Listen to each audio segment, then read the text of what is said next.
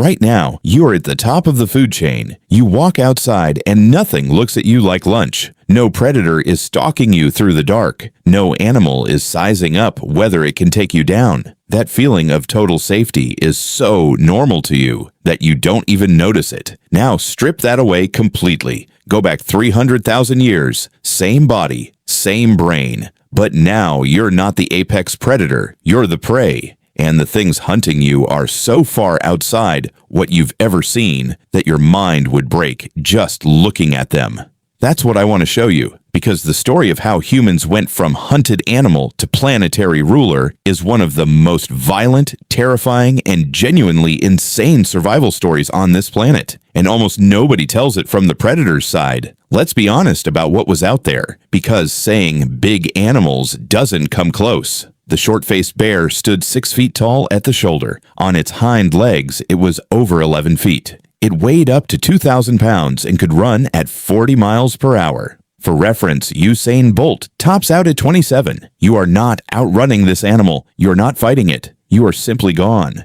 Cave lions were 25% larger than the lions alive today. They hunted in packs. They took down cave bears for fun. There were giant hyenas that could crack mammoth bone with their jaws. Dire wolves running in coordinated groups. Terror birds in South America standing 7 feet tall with a beak that functioned like a hatchet. Saber-toothed cats with canine teeth the length of your forearm, built specifically to punch through the thick hide of massive prey. And all of these animals looked at early humans and saw something slow, soft, nearly hairless, and completely edible. On paper, we were the perfect victim. No claws, no fangs, no armor, no speed. A medium-sized primate with embarrassingly thin skin and a brain that hadn't fully figured out what it was doing yet. The fossil record doesn't let us pretend otherwise. Early human bones have been found with carnivore bite marks and claw scores on them.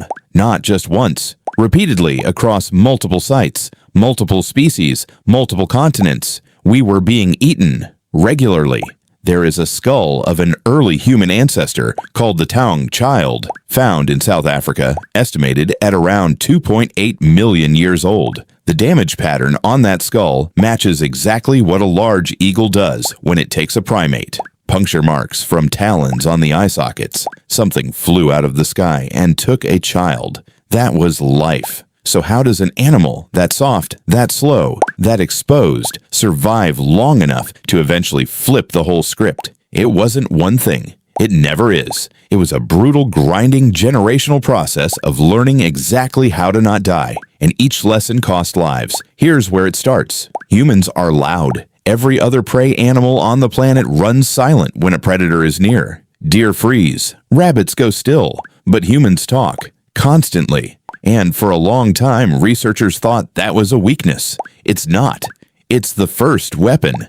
Early humans used vocalizations to do something no other prey species could do. They warned each other with specific information, not just a general alarm call like a bird makes. Actual communication. That sound means cat. That direction. That close. Move now. That gap between a generic alarm and a specific warning is the difference between everyone scattering randomly and everyone moving together in the right direction. Group coordination under predator pressure is what started pushing human social intelligence into overdrive.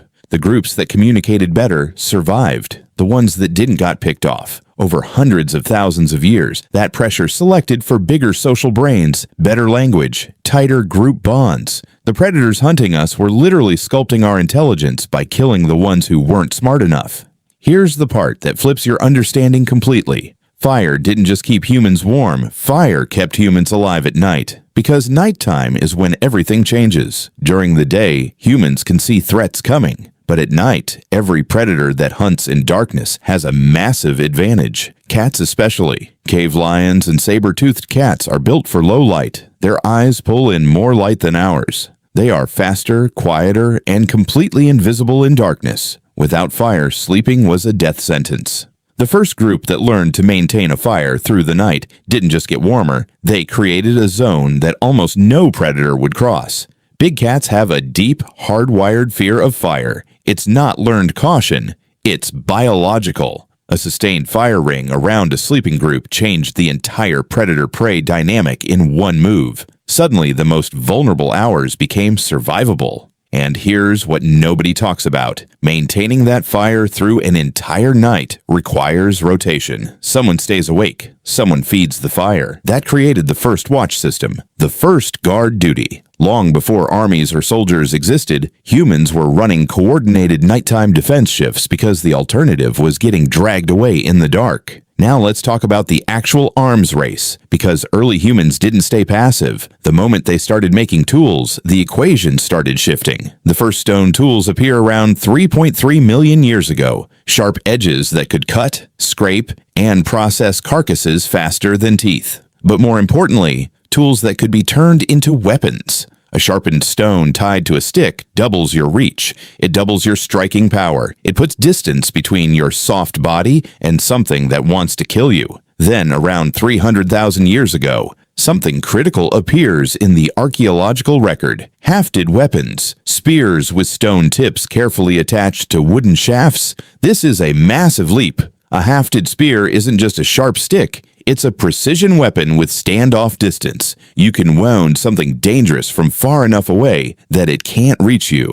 And then around 70,000 years ago, something even more significant. Projectile technology. Smaller, lighter points designed not for thrusting, but for throwing. The bow and arrow appears solidly by about 64,000 years ago in South Africa. This is the moment the arms race tips permanently, because now you can kill something from 30 meters away. A saber-toothed cat at 30 meters is not a threat. It's a target. The predator that spent millions of years at the top of the food chain suddenly has no counter for an animal that can hurt it. From a distance, it can't close fast enough. But weapons alone don't explain the full flip, because individual humans with spears are still outmatched by a cave lion or a pack of dire wolves. What made the real difference is something harder to measure: collective behavior under pressure. There is a site in Germany called Schöningen, where archaeologists found 8 wooden throwing spears dating back 300,000 years, preserved in ancient lakebed sediment.